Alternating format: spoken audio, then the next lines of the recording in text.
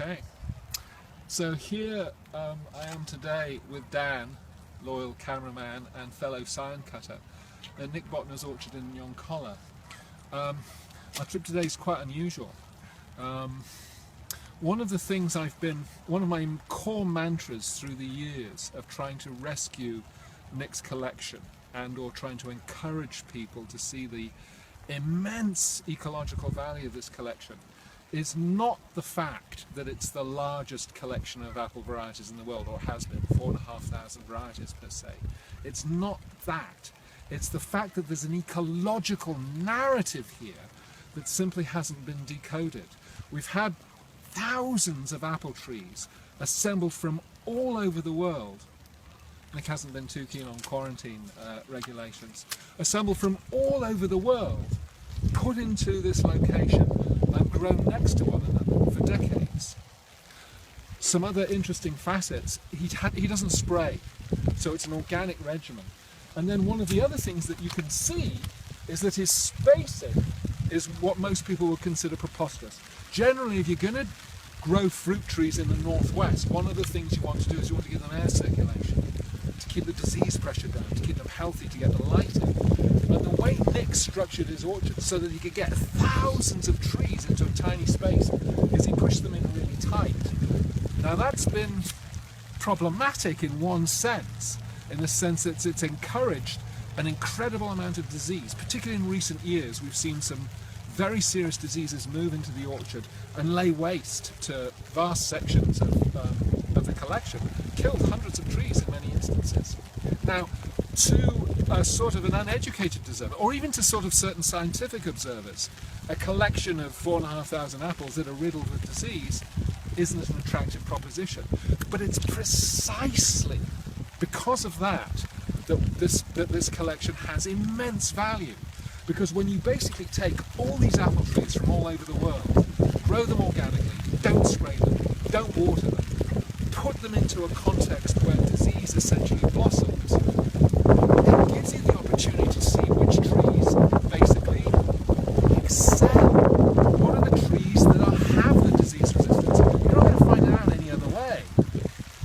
This is not generally something that's sort of understood about Nick's collection.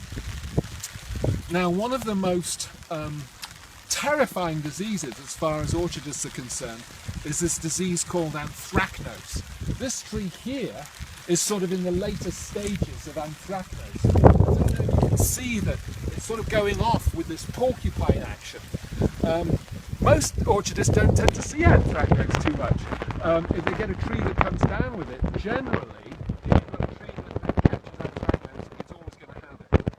And it doesn't have the vigor or a relative degree of resistance to the disease, it's going to go down. And it's going to be infectious. It's going to be a real problem. And it looks really ugly as a disease. It's an awful disease. So it's generally a disease that sort of terrifies most orchardists. But if you spend a lot of time around Anthracnose, which we have as we've been down here, you tend to get a little bit more comfortable with it. So one of the things we basically find in this pattern of sort of pandemic Anthracnose infection is that no tree is 100% resistant. It's just not, it just doesn't happen. Okay, so basically what we're looking for are trees that can handle the disease well. And the reason we came in today specifically was to target and identify trees that we perceive as having solid resistance to Anthracnose infection.